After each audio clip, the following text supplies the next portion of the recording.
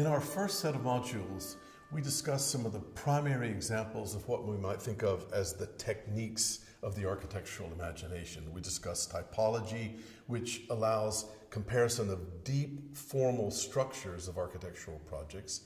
We talked about the system of perspective, again understood as a formal construction that links subject to object. And we saw how these formal constructs can be used both by the historian as analytical tools and by the designer as ways of rationalizing architectural decisions.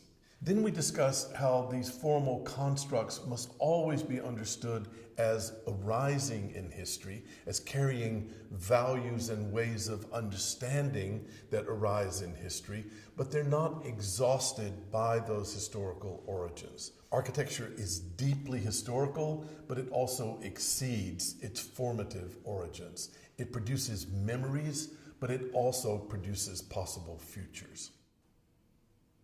So we have architecture as an aesthetic construct, and we have architecture as being deeply implicated in history. In the next three modules, we'll focus on how architecture has a fundamental relation to materiality.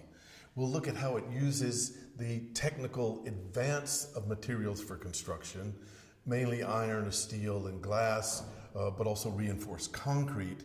And we'll look at the modern development of industrial building components and how architecture uses that to advance its own expressive possibilities.